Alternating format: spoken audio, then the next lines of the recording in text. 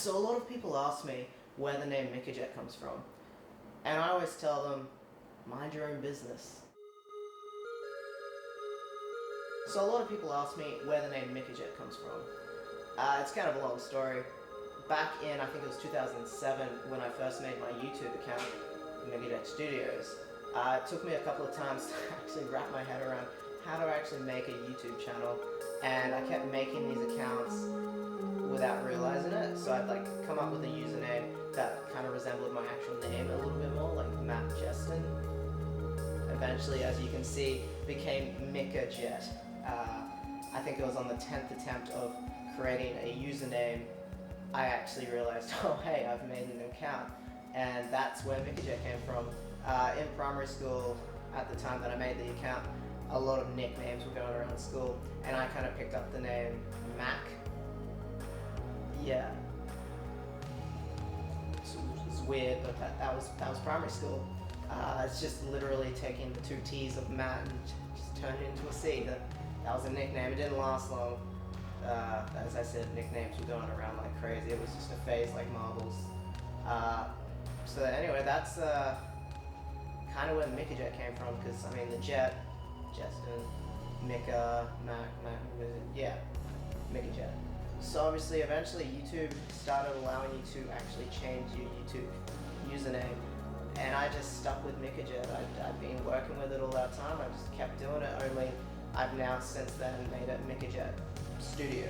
It was always Miccajet Studios, but I've just inserted studios in there. It works. My creation story started obviously a little bit before that, because I knew I was a video maker long before I knew I needed a YouTube channel to get my videos out there. I actually started with just a crappy camera. It was just literally like one you take photos on, and how else do you make videos taking photos then?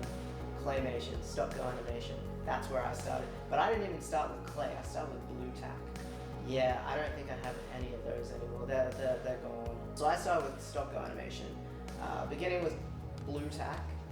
Eventually I moved on to making G.I. Joes and whatnot move around, and just slowly incorporated clay into that. So we had both toys and clay together, and eventually it was just clay. Now I did this probably from grade 8 all the way until grade 10 or 11. So my teenage years were, as most teenage years would be spent, just locked away in my room, only I was making videos with clay. Around grade 10 I realized that I was wasting away my social life making stop-go animations one after the other. There was a lot of videos made, and probably only 25% ever made it to YouTube. But I realized, like, hey, I can keep doing this, but do it with my friends. So at first I'd actually have friends come over and we'd just make the claymations together, but that still just took a lot of time, because even once you've done that, you then have to do the voicing and animating and all that. And I realized, well, hey, let's just literally be the actors ourselves. So we just made sketches with ourselves as the actors, and so we kind of just come up with a basic idea, and we just kind of improv it on the day, and we'd give ourselves a little challenge, like make it in one day. So we'd, I guess, write it, we'd shoot it, and then we'd edit it and upload it all within 24 hours.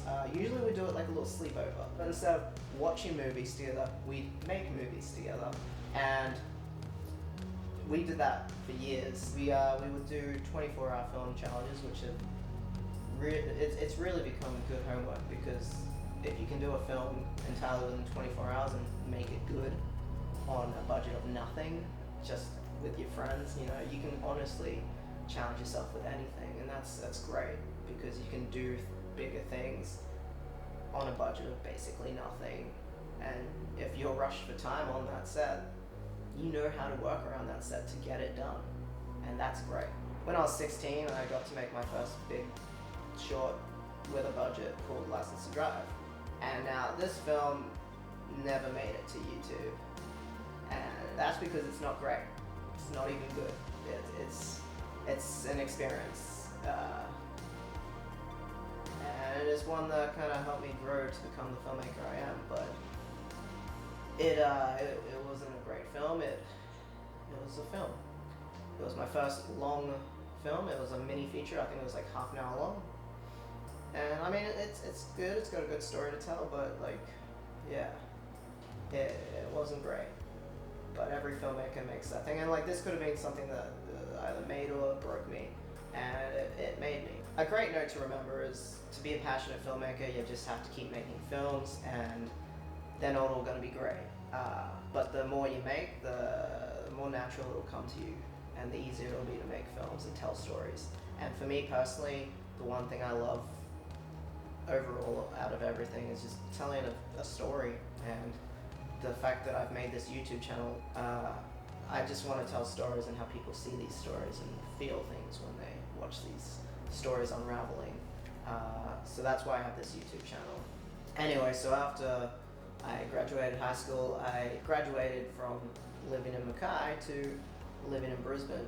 And so I moved to Brisbane and I started doing a university course which was all about filmmaking, but not really all about filmmaking. It was about media in general. So you kind of learnt the whole thing of it all. So you learnt filmmaking, you learnt documentary, you learnt radio, you learnt television, all of that, the entire medium of broadcast. It's all in here now. So I did that for 3 years, and then I did a year of honours focusing on directing, and yeah, now I'm here. This year my plan is to simply do as much as I can, say yes to as much experience as I can, and really just try and have an upload every week for my YouTube channel. Lately we've been shooting a lot of our stuff on Red cameras. We've shot on the Red 1, we've shot on the Red Scarlet, we've shot on the Red Dragon, and soon hopefully we'll get to shoot on the Red Weapon. We weren't always shooting on Reds. Before that we were shooting on DSLR. If we want to travel right back to the beginning, when I started with my stock animation, I was using still photography cameras which didn't even have the capacity to film video.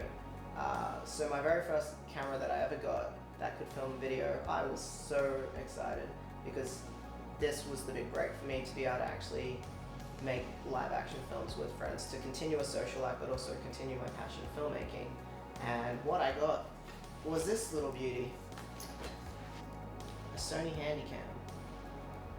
And it did wonders for me. It was great.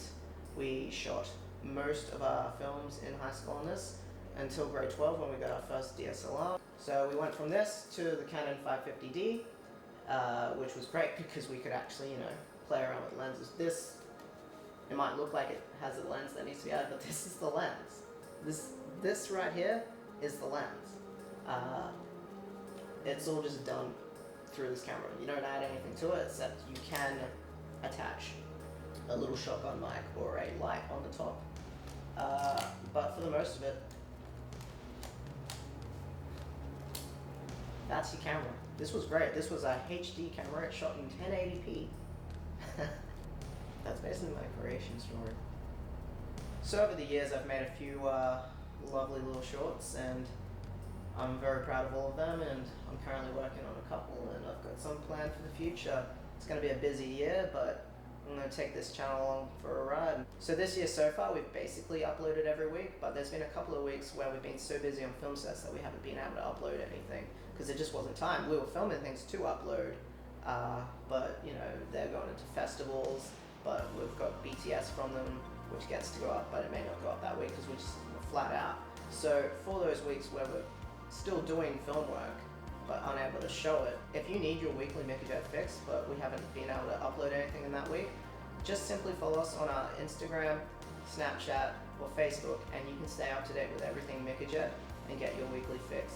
So if you want to see more from Miccajet, make sure you let us know by subscribing and following our media platforms. And hey, help us out by sharing around our videos and help us meet our goal, which is 1,000 subscribers. I don't think that's that hard to meet, so let's work together and hit that 1,000 subscriber mark.